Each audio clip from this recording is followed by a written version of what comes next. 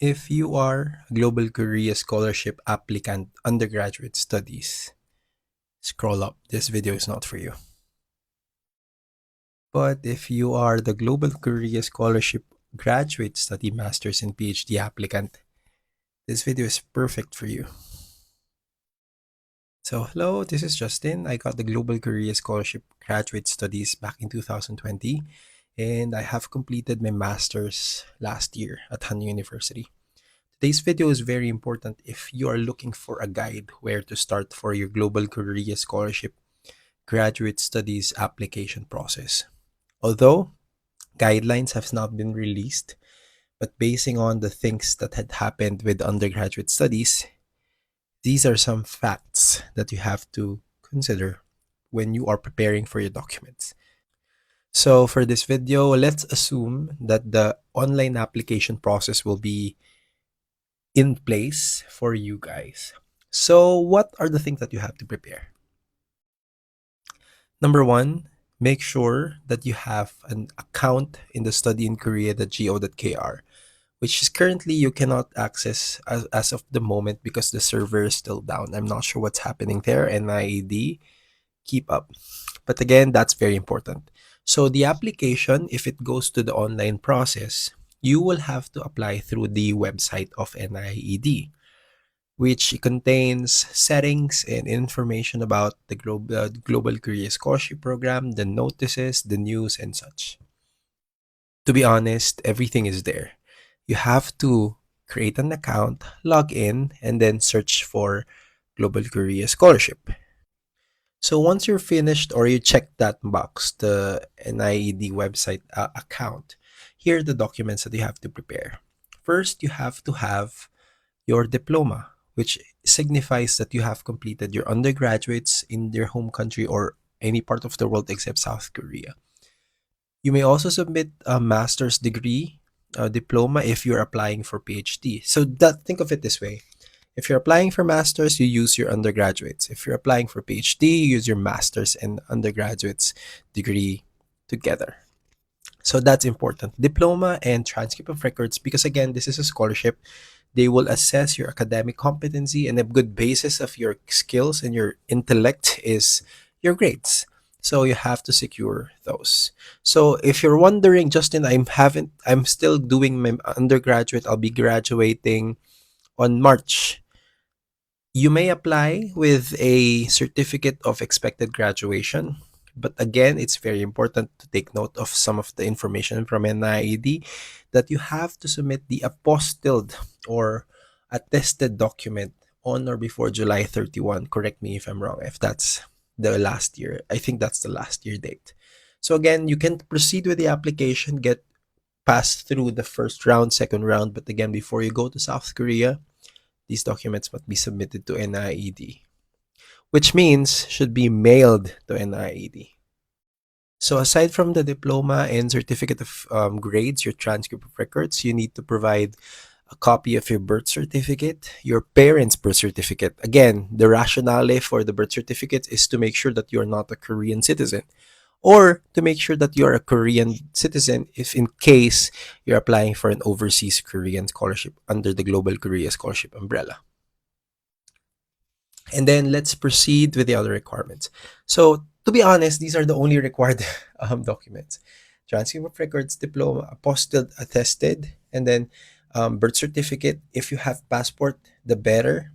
Your parents' birth certificate and passport indicating their citizenship. Those are the only required documents, to be honest. Well, aside from those, the essays are also very important, the personal statement and statement of purpose. If you have checked this year's online application, the one that started for a few weeks and then the data center got burnt, there's a limit of 5,000 characters for the personal statement and at least 5,000 each segment under the study plan. So this is how it goes. For the personal statement, 5,000 character count for the whole essay if it's in English, and 3,000 if it's in Korean. It's character, not word. So be careful. So for the study plan, you have segmented into three: the Korean language study plan, the English language study plan, Korean, the language study plan, that's the first. The second is the degree, the master's or PhD study plan. And then the third is the future career after studies. So these three things, they were allocated with 5,000 characters. So it means even the spaces and the dots have their own, they count. So that's very tough, probably for the personal statement. So now when you're writing your personal statement, take note to check this in the computer to make sure that it's within the 5,000 limit. So now I think after these, you have to submit your awards and certificates. Awards and certificates, again, are not required. Awards, including your achievements, academic achievements, extracurricular achievements, all awards that you have gathered that you think that you should submit, submit them. Again, these are optional documents. Korean language proficiency topic, IELTS, TOEFL, these language certificates are also optional. So you don't have to submit them when you're applying. And then the recommendation letter. So for the online application process, the recommendation letter is quite different because you submit only the information about your recommender. So only information about them, their name, email address, location, such and everything, position in the job. And then I think what happens there is NIED will be contacting them or be coordinating with them directly to secure the recommendation letter. The thing is the online process was not did not proceed as planned because of the fire. But that's how I see they'll do it. NIAD will contact these recommenders, and then the recommenders will have to send directly to NIAD the recommendation letter, following the format again. So again, aside from the forms, aside from these documents, once you have prepared all of these, I think you're ready to apply. And of course, you have to take note that for the graduates and masters, graduate studies, masters, PhD, you have more slots compared to the undergraduate. So you can be very strategic in how you'll be able to apply, and you can choose university or embassy track.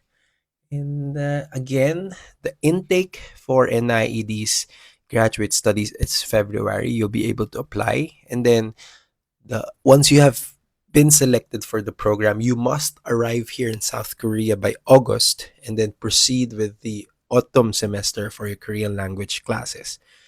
The new process, which was implemented, I think 2023, 2022, is that when you're assigned your assigned Korean language is the same with the one that you have selected as your university.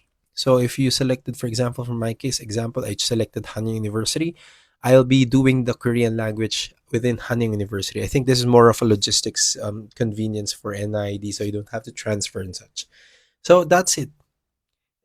These information that you have to be informed about are the basics. And if you have a complex question, I can discuss this in a graduate studies driven centric program or video in the future. But again, I have a paid subscription, which is highly recommended for those especially applying for the graduate studies because you have more chances now. Again, it's a matter of higher chance and higher preparedness. But you have to keep in mind again, the rule of scholarship is that as long as you follow the instruction, as long as you give your best, and as long as it's if it's for you, it will be for you. Till then, bye bye.